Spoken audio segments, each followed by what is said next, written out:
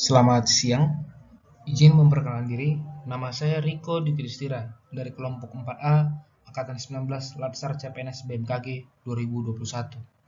Pada kesempatan kali ini, saya akan mempresentasikan tugas kami terkait komitmen mutu. Adapun kelompok kami terdiri atas 3 orang, yaitu saya sendiri, Rika Adelina Ginting, dan Saparina Sama Putri. Pengertian komitmen mutu. Komitmen mutu adalah janji pada diri kita sendiri atau pada orang lain yang tercermin dalam tindakan kita untuk menjaga mutu kinerja pegawai. Adapun komitmen mutu merupakan pelaksanaan pelayanan publik dengan berorientasi pada kualitas hasil dipersepsikan oleh individu terhadap produk atau jasa berupa ukuran baik atau buruk. Pelayanan publik yang bermutu itu sangat penting, itu dalam menciptakan lingkungan dan masyarakat lebih sejahtera, adil, dan inklusif. Namun di balik itu memiliki beberapa tantangan. Salah satunya adalah menentukan kelompok sasaran dari layanan publik itu sendiri. Adapun faktor-faktor yang bisa menjadi pendorong sekaligus menghambat upaya untuk meningkatkan kinerja aparatur yang kreatif, inovatif, dan komitmen terhadap mutu adalah perubahan pola pikir aparatur atau mindset, pergeseran budaya kerja, dan perbaikan tata kelola pemerintahan. Yang harus ada dalam komitmen mutu ada 4 poin. Yaitu pertama efektif, kedua efisien, 3 inovatif, dan 4 berorientasi mutu.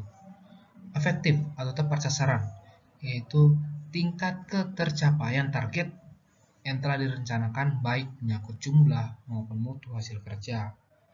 Efisien atau tepat guna, tingkat ketepatan realisasi penggunaan sumber daya dan bagaimana pekerjaan dilaksanakan sehingga tidak terjadi pemborosan sumber daya, penyalahgunaan alokasi, penyimpangan prosedur, dan mekanisme yang keluar alur. Yang ketiga, inovatif, perubahan yang diciptakan untuk mencapai keadaan yang lebih baik di masa yang akan datang. 4. Berorientasi mutu. Setiap kegiatan atau program yang dilakukan diarahkan untuk pencapaian standar mutu. Implementasi manajemen mutu. Menurut Bill Gates dalam Akselerasi Sumber, keberhasilan implementasi manajemen mutu dapat diukur berdasarkan 4 kriteria utama. Yang pertama, program harus didasarkan pada kesadaran akan mutu dan berorientasi pada mutu. Yang kedua, program harus didasarkan pada pendekatan desentralisasi yang memberikan wewenang di semua tingkat. Yang ketiga, program harus mempunyai sifat kemanusiaan yang kuat untuk membawa mutu pada cara karyawan diperlakukan, diikutsertakan, dan diberi inspirasi. TKM harus diterapkan secara menyeluruh, sehingga semua prinsip, kebijaksanaan, dan kebiasaan mencapai setiap sudut dan celah organisasi. Ada beberapa teknik perbaikan mutu. Teknik perbaikan mutu yang pertama adalah metode Plan, Do, Check, and Act atau PDCA. Yang pertama plan atau perencanaan, do melaksanakan, check pemeriksaan, dan act melakukan tindakan. Dan teknik perbaikan mutu yang kedua adalah diagram sebab dan akibat atau cause and effect diagram. Masalah di UPT. Pada kesempatan kali ini kami mengambil sebuah permasalahan di Stamil Rahadi terkait database. Database di Stamil Rahadi belum teratur, sehingga pengarsipan data masih konvensional sehingga banyak data yang belum terhimpun dalam sistem. Keteraturan database cukup penting karena database yang teratur dapat mempermudah kita dalam pelayanan, terus mempermudah kita dalam mengatur atau memonitor kelengkapan data, kemudian juga dapat membantu kita untuk analisis cuaca dan iklim, kebutuhan pelayanan para masyarakat, serta pembuatan model cuaca regional. Kami akan menganalisis masalah terkait database di Stamil Rahadi. Terkait measurement itu penghimpunan database yang belum maksimal. Di material, beberapa data tidak terbaca dan hilang. Beberapa data belum terdigitalisasi. Menurut dari mesin, perkembangan teknologi yang terhitung lambat. Mother Nature, daerah yang jauh dari ibu kota menyebabkan lambatnya update teknologi. Kurangnya ahli penghimpun database.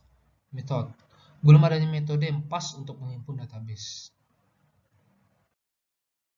Sehingga memiliki 3 dampak, menurut kami ada 3 dampak.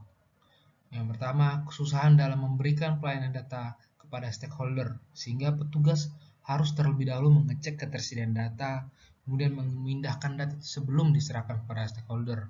Selanjutnya, menghambat analisis cuaca dan iklim. Karena data yang belum terdigitalisasi dan banyak data berupa hard copy, seringkali terjadi kehilangan dan kerusakan arsip data. Dan yang ketiga lah, dapat menyebabkan kesalahan dalam pelayanan data kepada stakeholder.